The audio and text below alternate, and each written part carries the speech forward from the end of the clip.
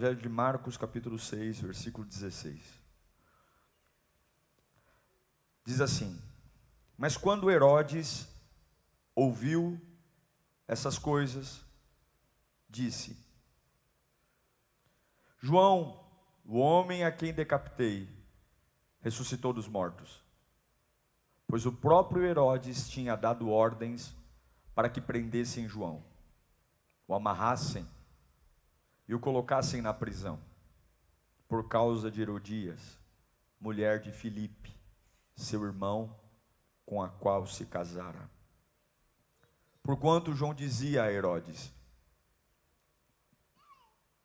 não te é permitido viver com a mulher do teu irmão. Assim, Herodias o odiava e queria matá-lo, mas não podia fazê-lo, porque Herodes temia João e o protegia, sabendo que ele era um homem justo e santo. Quando o ouvia, ficava perplexo, mas assim gostava de ouvi-lo. É muito bonito sentar na igreja, ocupar as cadeiras de um auditório como esse, e ouvir o quão lindo Deus é, e o quão poderoso e maravilhoso Ele é. Nós, pregadores, somos excelentes para contar histórias lindas a respeito de Deus, da sua grande atuação, do seu grande livramento, da forma única como Deus trata o homem. Mas a Bíblia e a vida não é feita só de lindas histórias.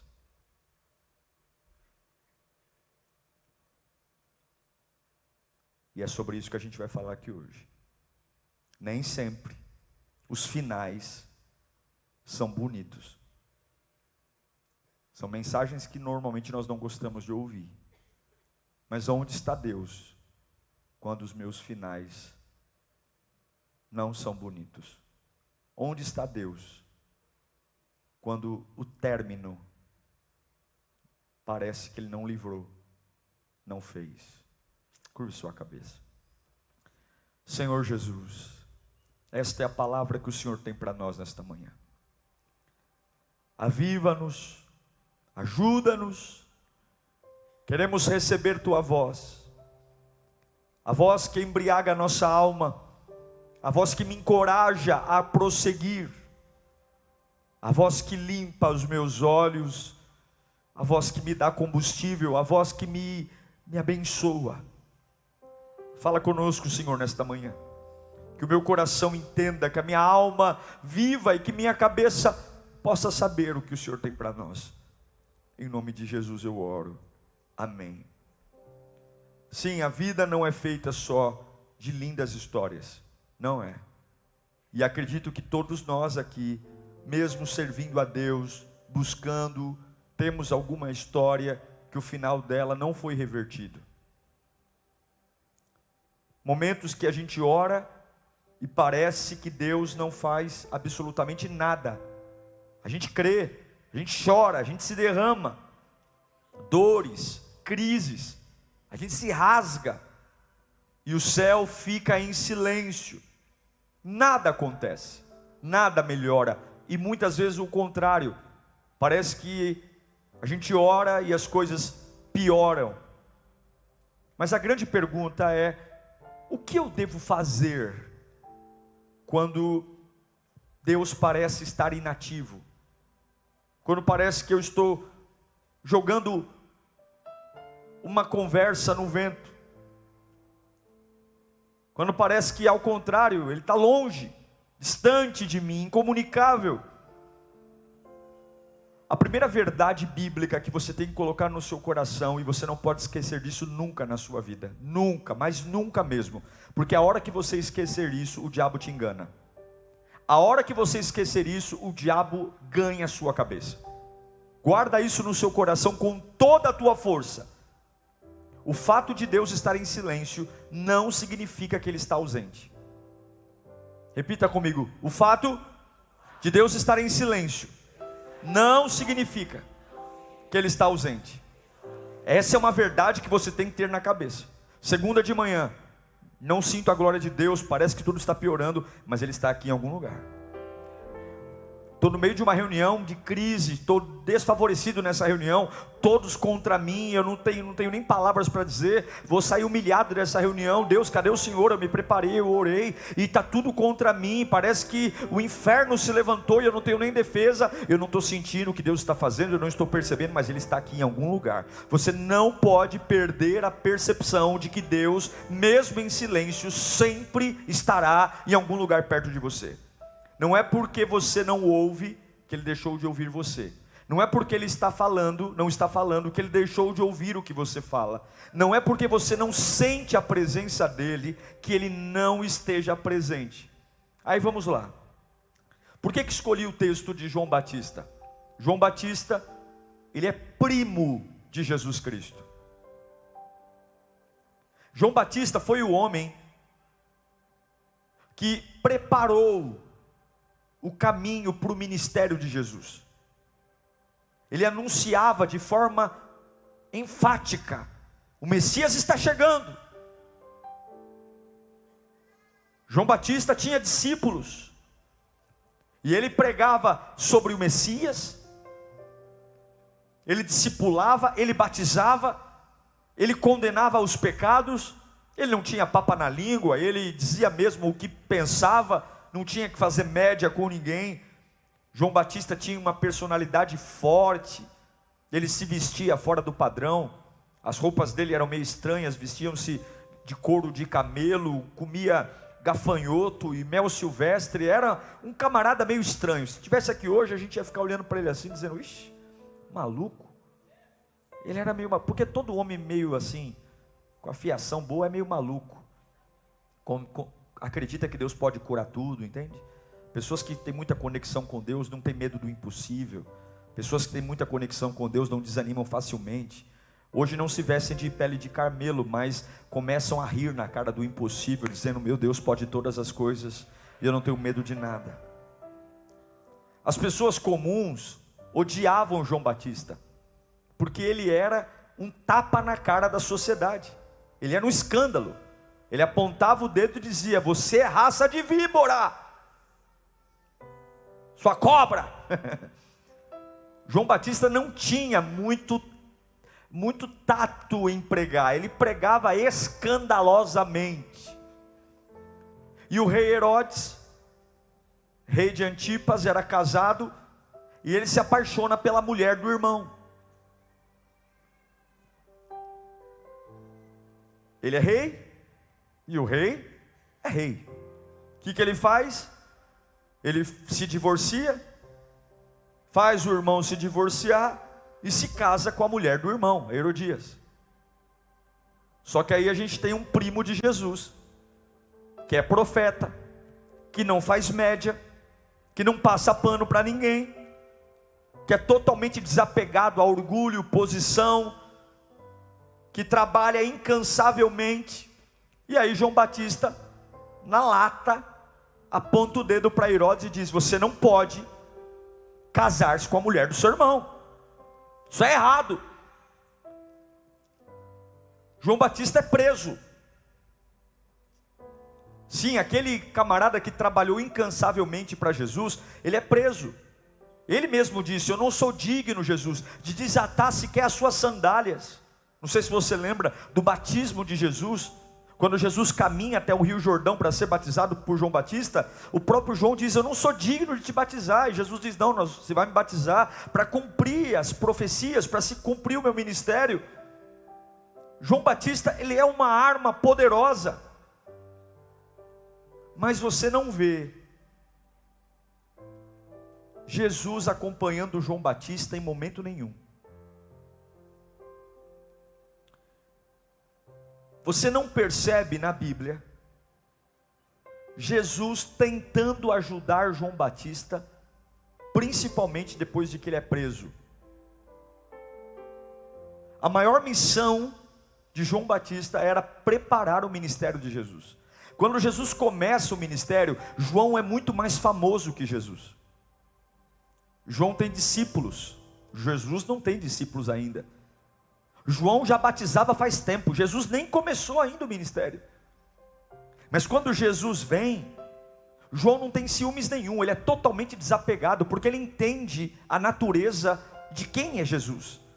E muitos discípulos de João debandam para o lado de Jesus, e está tudo bem, ele é um servo, ele entende que o papel dele é preparar o caminho.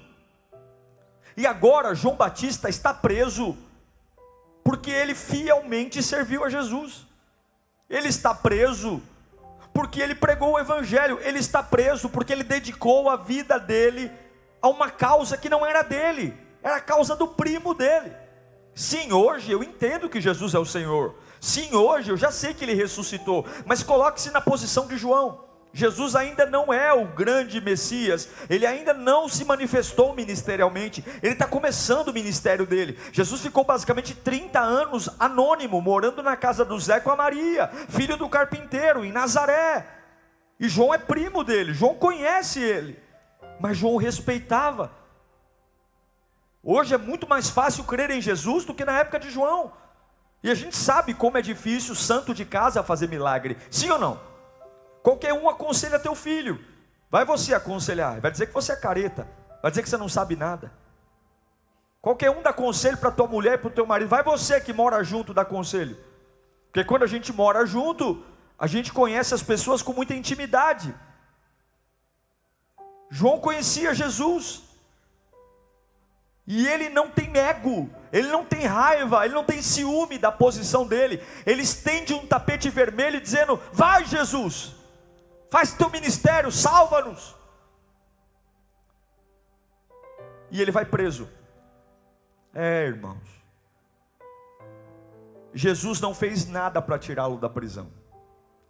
Jesus sequer foi visitá-lo na prisão. E isso inicialmente não faz muito sentido. Porque olhe pelo ângulo de João.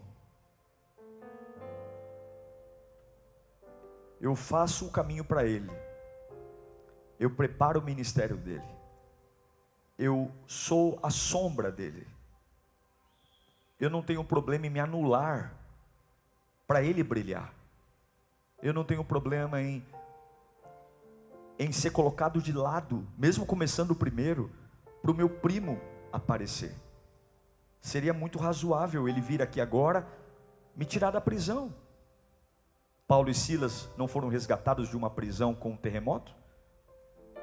Pedro não foi resgatado de uma prisão com um anjo indo até a cela, tirando ele de lá? Por que Jesus com seus poderes não vem até a mim e me tira daqui? Vou fazer uma pergunta para você aqui. Quantos acham que a fé de João Batista se abalou porque Jesus não fez nada para tirá-lo da prisão? Quantos acham? Quantos acham que ele não se abalou? Sabe qual é a minha opinião? Eu me abstenho. Eu não sei. Eu não sei. Eu não tenho a mínima ideia do que ele sentiu. Eu não tenho a mínima ideia. Eu só sei que aqui existe uma questão humana. A questão de alguém que pode servir a Deus, alguém que pode entregar sua vida a Deus, e ainda assim Deus não tirar você dos lugares que aparentemente seria justo ele tirar.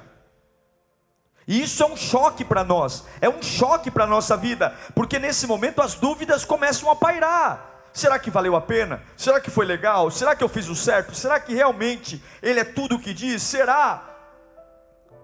Olha para mim, vamos ler Mateus 11, 2 e 3. João estava preso. João, ao ouvir, onde ele ouviu? João, ao ouvir na prisão o que Cristo estava fazendo, enviou seus discípulos para lhe perguntar. João está meio assim: és tu aquele que haveria de vir, ou devemos esperar outro? O que é isso aqui? Deixa aí o texto. Para mim, isso aqui parece uma dúvida. Sim ou não? Porque enquanto ele estava livre, Ele dizia: esse é o Messias, eu não sou digno de te batizar, eu não sou digno de desatar a sandália dos teus pés, mas agora que eu estou preso, o pessoal vai lá perguntar, para ver se ele realmente é o que ele diz que é. Pergunta se ele realmente é o Messias, se ele realmente vai vir ou vai ter outro. Por quê? Porque agora, aparentemente, eu não estou sendo socorrido, eu estou numa prisão e ele não está vindo. A dúvida começa a entrar, e os discípulos vão encontrar Jesus e perguntam para ele. Vamos ler lá Mateus 11:4. Chegam lá: ô Jesus, teu primão está lá preso, lá no Carandiru, e ele quer saber se você é mesmo o Messias ou não é. Olha o que Jesus diz: voltem e anunciem a João o que vocês estão ouvindo e vendo. Os cegos vêm, os mancos andam, os leprosos são purificados, os surdos ouvem, os mortos são ressuscitados, e as boas novas são pregadas aos pobres. E feliz é aquele que não se escandaliza por minha causa. Jesus está no auge do ministério. Jesus se tornou o bambambam, o mais popular de todos. É milagre pipocando para todo lado, é cura, libertação. E a resposta que Jesus manda de volta para o primo que está preso é: está tudo uma bênção aqui, está maravilhoso, mas não contém uma palavra sequer sobre libertá-lo. Não tem uma palavra sequer sobre eu vou aí, eu vou tirá-lo daí. Jesus diz: está tudo bem, curando, libertando, santificando, ressuscitando, mas para João ele não fala nada. Para o futuro de João não tem nada. Não tem nenhum consolo para o primo. João deve ter recebido o recado de volta e dito: ok, eu estou entendendo, mas e a mim? E sobre mim? Não tem nada para mim? Mas nunca reclame do ruim, sempre pode ficar péssimo. Viu? Nunca reclame do ruim, sempre pode ficar péssimo. João Batista está preso, Jesus não vai visitar. E agora no palácio de Herodes tem uma festa. Herodes toma mais do que devia, e pessoas que ficam muito alegres começam a querer prometer coisas que não deveriam. Ele chama a enteada para uma conversa, a filha da Herodias. Ele está bebo, a mulher está beba, e ele chega para a enteada e fala: me pede o que você quiser que eu te dou. A menina, a enteada, não sabe muito o que pedir, corre para o quarto, vai falar com a mãe: mãe, que foi, minha filha? Você não sabe o que aconteceu, Herodes falou para eu pedir qualquer coisa. E a Herodias tinha uma raiva, um ódio de João Batista. Ele já estava preso, porque João condenou o casamento dela. E aí a Herodias fala para a filha: vai lá, filha, vai para Herodes e fala que você quer a cabeça do João Batista numa bandeja.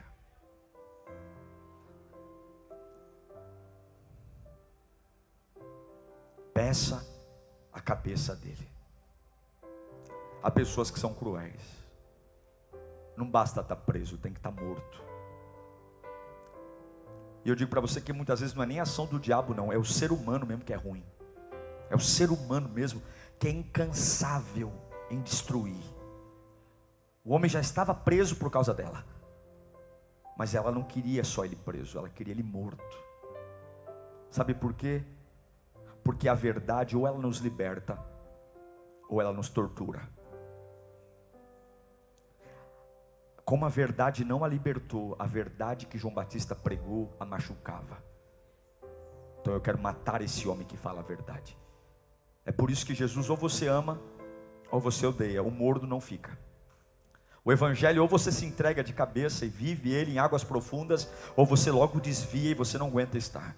Deus não suporta o morno, Deus não tem como lidar com o morno. Ou a verdade faz as cadeias caírem, ou a verdade faz você abrir mão do pecado, ou logo você está com a língua para fora cansado, dizendo: eu não aguento mais essa vida de ser crente. Porque não tem nada no reino de Deus que não seja radical. O reino de Deus não é morno, o reino de Deus não é tranquilo, o reino de Deus é radical, é rápido, é ágil, é violento, é transformador. É gente que olha para você e fala assim: ué, você mudou muito e vou mudar ainda mais. Você não viu ainda quem eu estou me tornando. É assim que é. E aí João Batista está preso. A cabeça dele agora pode ir para uma bandeja. E aí o que acontece? Lá na prisão, Deus envia um batalhão de anjos com espada de fogo, abre as celas e diz: João Batista, saia daí que eu vim resgatar você. Ou então uma carruagem de fogo chega com 2 serafins com trombetas dizendo: prisão tudo bem, agora cabeça na bandeja não, aí é demais, eu vou te resgatar, você está livre. Venha, João, você é um grande seguidor, você é um exemplo de pregação, você é um exemplo de vida, saia daqui, olha, eu vim te resgatar. Não, irmãos, absolutamente nada acontece, e isso está na Bíblia. Por isso que a Bíblia não é um livro de fazer média, a Bíblia não é um livro de carochinha, a Bíblia não é um livro para encantar você, porque essa seria uma das histórias que não precisariam estar aqui. Eu estou falando de um Jesus que não vai visitar o primo, que não oferece ao primo fisicamente nenhum tipo de ajuda, mesmo sabendo que o primo precisa. Isso está na tua Bíblia. Então eu posso estar no hospital, orando por um parente meu, clamando a Deus, deitando no chão do hospital, e o meu parente morrer com aquela doença. Então eu posso estar orando pelo meu casamento, clamando pelo meu casamento, e o meu casamento acabar. Então eu posso estar orando pelas minhas finanças, clamando, e no final do mês a empresa entra em falência. É isso que a religião não entende. É isso que a nossa cabeça pira, porque não nos ensinaram esse lado da fé. Ninguém prega isso. Ninguém fala sobre isso. Porque nós não gostamos de escadas, plataformas de lançamento. Nós amamos promessas.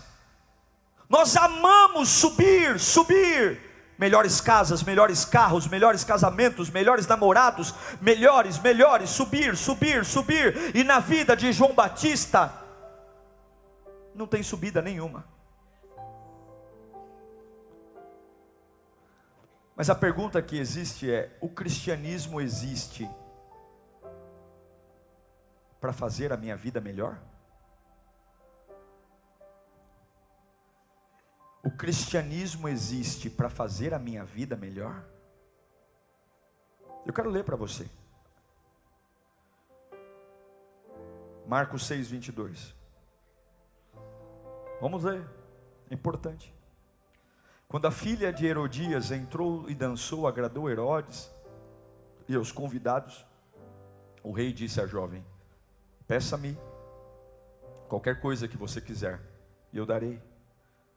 E prometeu sobre juramento: seja o que for que me pedir, eu darei até metade do meu reino. Olha o ódio da mulher, né? Podia me pedir metade do reino, não. Ela saiu e disse à sua mãe: que pedirei?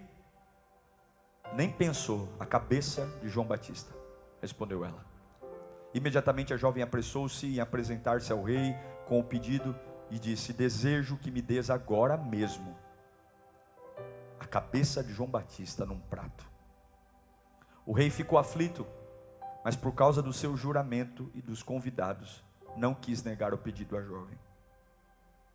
Enviou, pois, imediatamente um carrasco com ordens para trazer a cabeça de João. O homem foi, decapitou João na prisão. Não tem beleza, não tem encantamento. Tem um carrasco entrando dentro de uma cela,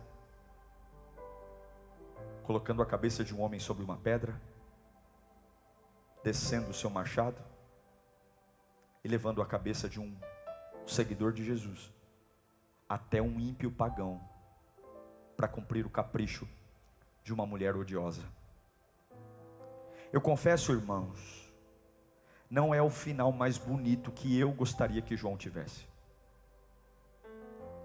Não é o final mais bonito, porque depois de tudo que ele viveu, da coragem que ele teve, da forma arrojada que ele pregou, da forma intensa que ele foi, principalmente como ele foi fiel a Jesus, não vejo sentido. Mas aqui que está o segredo. Quando os meus finais não são bonitos, quando não bate com o projeto humano, eu preciso entender que o reino de Deus não faz sentido para nós quando nós deixamos de olhar pelos olhos devidos. O que é sucesso? O que é vitória? O que é realização?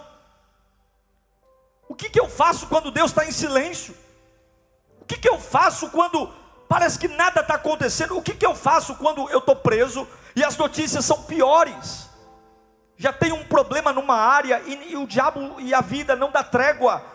E a gente começa a dizer, eu não aguento, porque é uma bomba atrás da outra. É uma situação atrás da outra. Agora a pergunta é, o que é mais importante? O que eu sinto ou concluir um propósito? O que é mais importante? Provérbios 19:21 diz que muitos são os planos do coração do homem. Muitos. Mas o que prevalece? O que prevalece? Eu tenho vontades, eu tenho desejos, e Deus nunca impediu a gente de sonhar, mas Ele deixa claro na sua palavra que o que vai prevalecer não é o que você quer.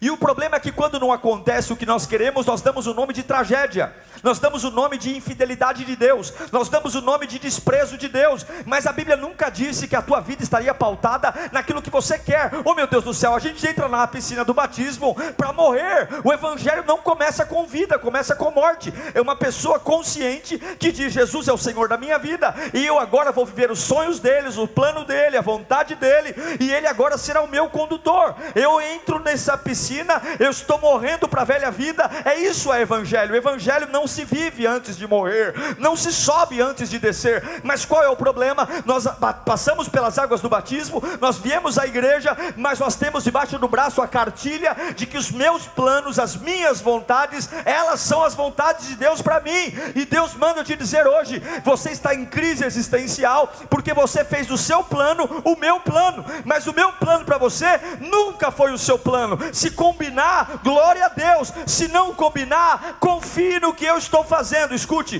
você não pode avaliar a bondade de Deus pelas circunstâncias que você passa. Você não pode avaliar as bondades de Deus pelas portas que se abrem. Você não pode avaliar a bondade de Deus pelos milagres que acontecem. Deus é bom e basta. Deus é bom e basta. Eu não preciso que Ele faça o que eu quero para dizer que Ele é bom. Eu não preciso que Ele faça o que eu sonho para dizer que Ele é bom. Eu não preciso que o deslanche da minha vida seja de acordo com o meu propósito. E se você está orando para Deus fazer o que você quer, você faz de Deus o seu servo e de você mesmo o seu próprio Deus. Deus é bom e isto basta. O homem tem vários planos. Eu tenho vontade de casar, de namorar, de viajar, de trocar de casa, mas eu não posso esquecer que o que salva a minha vida não é o meu plano, é o plano de Deus. Então, ao invés de você avaliar a bondade de Deus pelas circunstâncias, agradeça a Deus, porque Ele simplesmente é bom, mesmo no alto da montanha ou no mais profundo vale. A sua fé não pode estar no seu plano. A sua fé não pode estar no seu plano. Se você tiver a fé no plano, você não avança. A sua fé não pode estar no seu plano. A sua fé tem que estar no plano de Deus. Romanos 8:28 vai dizer: e sabemos que todas as coisas contribuem juntamente para o bem daqueles que amam a Deus, daqueles que são chamados segundo o seu propósito. Paulo está dizendo: o que você gosta e o que não gosta contribui. O que é doce e o que é amargo contribui. O que faz você sorrir contribui. O que faz você chorar contribui. Até o triunfo dos inimigos sobre a sua cabeça, e em algum momento pode contribuir. Até a vergonha que você diz, parece que Deus me abandonou, pode contribuir, porque nunca é o que você vê, sempre é o que Deus vê. Nunca é o que você põe no papel, sempre é o que Deus planejou antes da fundação do mundo. Você diz, eu não sei falar porque não passo de uma criança, e Deus diz, você vai falar porque antes de te fazer, ainda no ventre eu vou pôr na tua boca as minhas palavras. Meus irmãos, se fosse pelos nossos planos, nós não estaríamos aqui agora. Se fosse pela nossa cabeça, nós já teríamos morrido. Mesmo sem perceber, você está aqui hoje porque o plano de Deus te empurrou para cá. Eu não sei para que eu estou pregando, mas em nome de Jesus, o final nunca é triste quando eu entendo que Deus é bom. O final nunca é triste quando eu entendo que Deus é bom. O final nunca é triste quando eu entendo que Deus é bom. Morreu, eu vou chorar, eu vou sentir, mas eu vou fechar o caixão dizendo, Deus é bom. Eu não sei o que está acontecendo, mas Deus é bom. Eu estou na prisão, Jesus não veio me socorrer, a minha cabeça está indo para uma bandeja. Meu Deus do céu, a alma grita, Ele me abandonou, Ele não me ama. Mas meu espírito que um dia o recebeu vai dizer, cala a boca, alma, Deus é bom. Deus é bom. Eu não entendo o plano, mas eu confio no propósito. Fala comigo, eu não entendo o plano, mas eu confio no propósito. Levanta a mão bem alto e fala, eu não entendo o plano, mas eu confio no propósito. Fala mais alto, eu não entendo o plano, mas eu confio no propósito. Você não precisa entender, você tem que confiar. Você não precisa entender, você tem que confiar. Quando faltam recursos financeiros, quando as contas começam a vencer, quando parece que não vai dar certo, quando a crise bate a porta, quando você ouve o seu coração dizendo coisas que você não deveria ouvir, quando as pessoas começam a te desprezar, quando simplesmente você se sente pequeno, você tem que confiar plenamente no projeto e não ligar para o seu plano. O seu plano não faz sentido, o seu plano é finito, o seu plano é pequeno, o seu plano é falho, o seu plano, por quê? Por quê? Por quê? Porque você precisa entender que nem sempre você vai gostar do plano de Deus. Nem sempre o plano de Deus vai fazer você subir, mas você tem que confiar no caráter, na bondade de Deus. Sabe por quê? Porque Herodes muda de opinião, Herodias muda de opinião, eu mudo de opinião, você muda de opinião, mas aquele que você serve não muda de opinião. Ele é bom ontem, Ele é bom hoje, Ele é bom amanhã. É a bondade de Deus, não se altera. Eu desconfio de quem muda, eu desconfio de quem gosta e outro dia odeia, eu desconfio de quem um dia elogia e outro dia fala mal. O meu Deus não tem o caráter alterado, o meu Deus não muda de ideia, o meu Deus é bom na sua natureza. Não há nada que eu faça que mude a vontade de Deus. Tem pessoas que não gostam mais de mim pelo que eu fiz, tem pessoas que não gostam mais de você pelo que você fez, porque nós não conseguimos cumprir nossas promessas, nós não conseguimos ser honestos sempre, nós nem sempre conseguimos cumprir a nossa palavra, mas o meu Deus não muda. Eu não quero que você saia desse culto dizendo que Deus é carrasco, mas eu quero que você vá para sua casa declarando hoje, eu não entendo o plano, mas eu confio no projeto de Deus, e Deus é bom. Confie que Deus sempre é bom, Ele sempre é bom. Diga para o seu coração que Ele é bom, diga para a sua cabeça que Ele é bom, diga para a sua alma que Ele é bom. Confie no caráter, na bondade de Deus, muito mais do que nos seus gostos, muito mais do que nos seus desejos, muito mais. O próprio Jesus, vivendo um dos momentos mais difíceis, o coração dele clamou por um alívio. Você sabe disso? Ele fala lá em Marcos 14:36, Abba Pai, tudo te é possível, afasta de mim o cálice, contudo não seja o que eu quero, mas seja o que tu queres. Você ficou com dó de João Batista, que não foi visitado na prisão, mas João Batista era tão pecador como eu e você.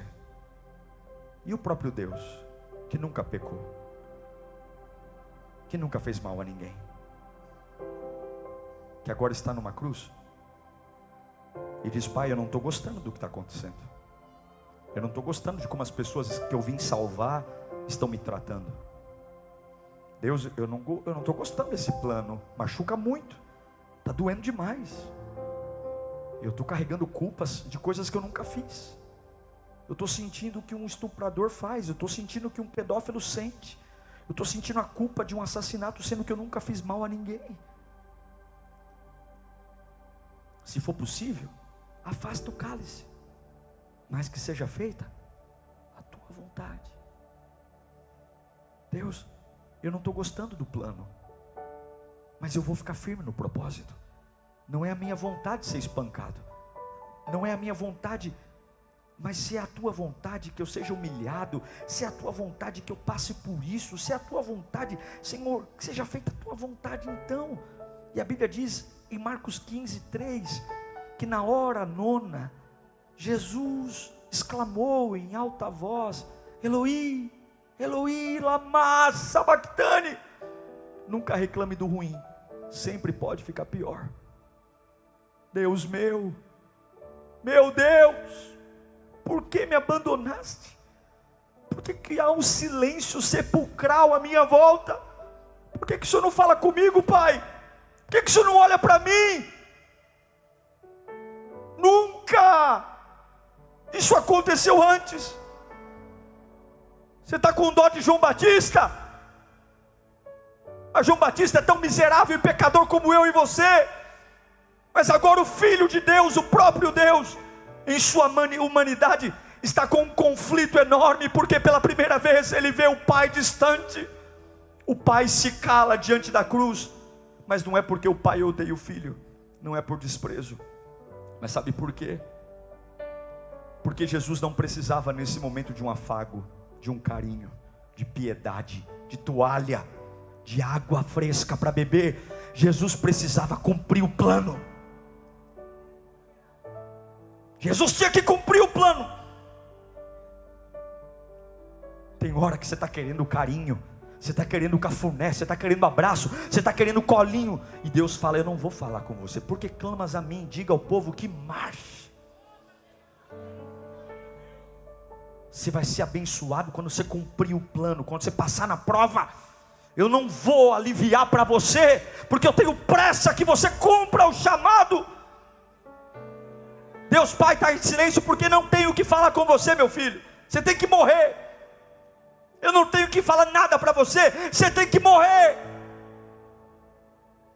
porque sem morrer você não ressuscita. E hoje toda a humanidade prova da libertação, não da aguinha que Jesus recebeu na cruz, não do cafuné, não das palavras de adocicadas do Pai, mas do silêncio que Ele provou na cruz e da morte. E no domingo pela manhã Ele ressuscitou, e hoje eu e você podemos andar com a cabeça erguida, dizendo: nenhuma condenação há para os que estão em Cristo Jesus. Não é porque Deus está em silêncio que Ele está longe. Não é porque você não está entendendo que Ele está longe. E eu quero encerrar dizendo que por mais absurdo que seja, por mais incompreensível que seja, continue confiando no caráter e na bondade de Deus. Deus não parou de ser Deus. Deus não para de realizar o que planejou. Mas os propósitos de Deus gritam dentro de mim: para quê? Para quê? Para quê? Você sabe quem foi João Batista? Jesus não vai visitá-lo na prisão, mas Jesus fala dele. Mateus 11:11. Digo a verdade a vocês: do meio dos nascidos de mulher não surgiu ninguém maior que quem? Que João Batista. Todavia no reino de Deus ele é o menor. O menor no reino de Deus é maior do que ele, porque ele foi servo. Jesus está dizendo: a honra dele não vai ser aqui. Aqui não. Todos vão ver um homem que não foi socorrido na prisão, mas não negou sua fé. A morte não o intimidou. Quando o carrasco entra na cela, ele sabia o que ia acontecer. E ele não xingou Jesus. Ele não disse que Jesus era cruel. Ele simplesmente pôs a cabeça sobre a pedra. Pode cortar. Ele não veio me visitar, mas ele continua sendo bom. A história de João Batista não é uma história triste aos olhos de Deus.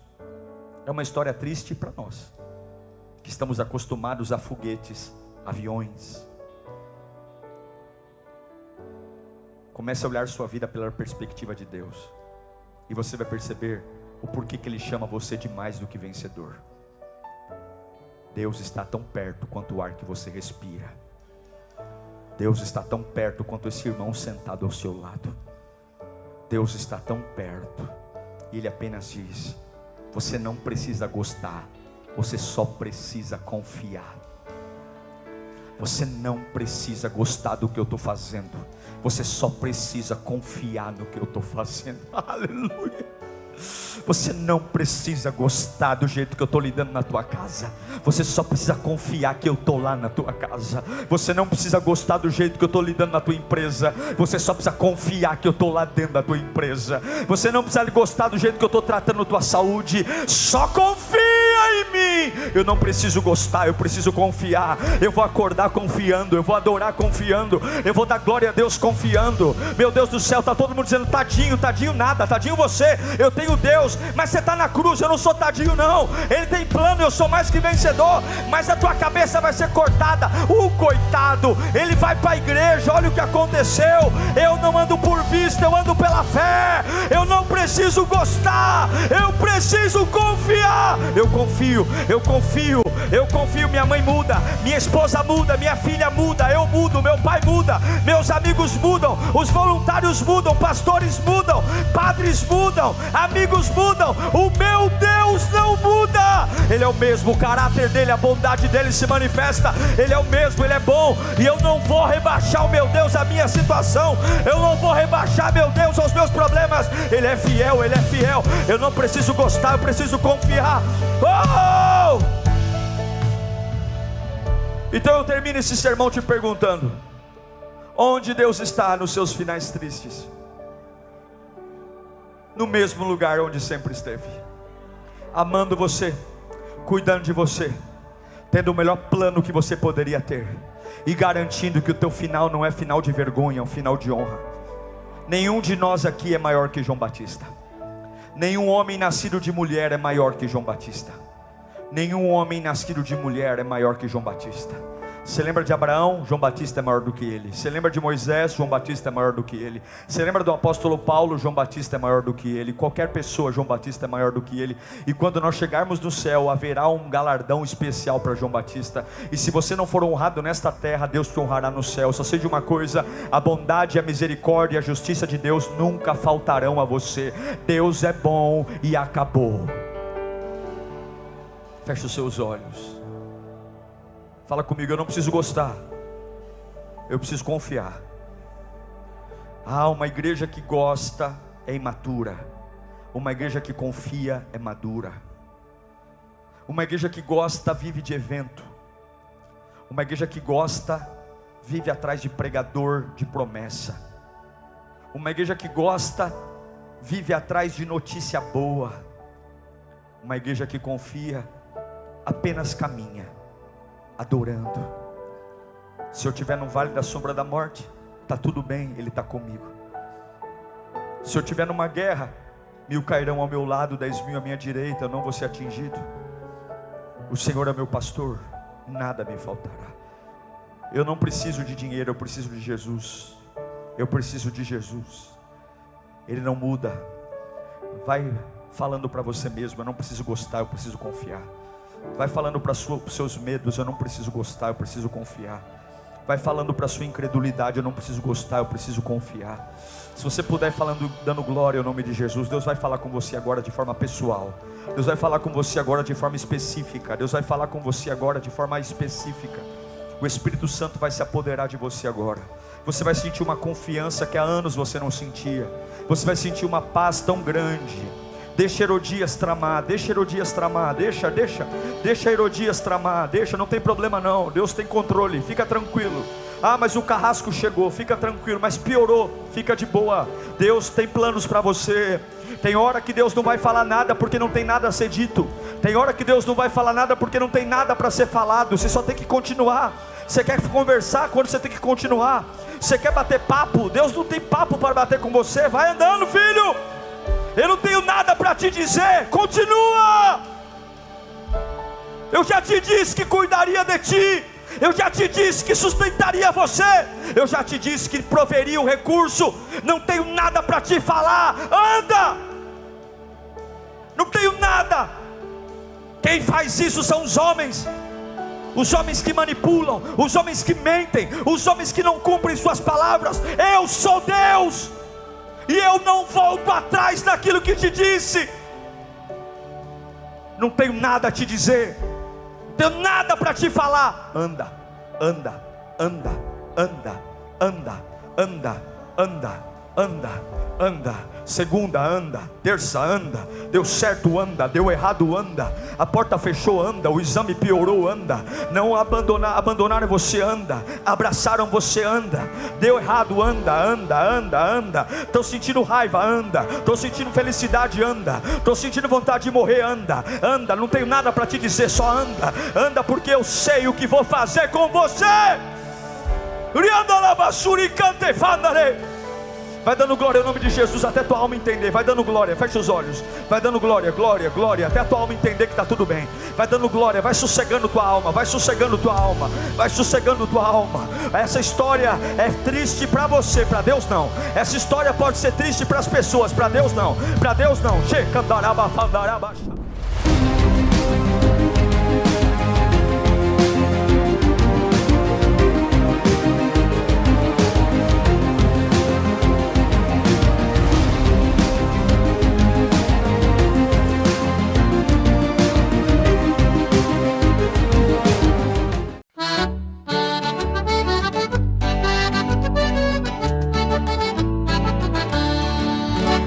Scattiamo stanotte, viri come balla, sutta e fanali chi si scidica. Ballamo stanotte, salta come un'anna, chi pettini di luna in sciolla. Gira musica, gira e non si ferma, come una galla do vento aitta. Attira con narina, tamburello e abbacia come sua figliola. Scattamo stanotte, viri come balla, sutta e fanali chi si scidica. Ballamo stanotte, salta come un'anna, chi pettini di luna in sciolla.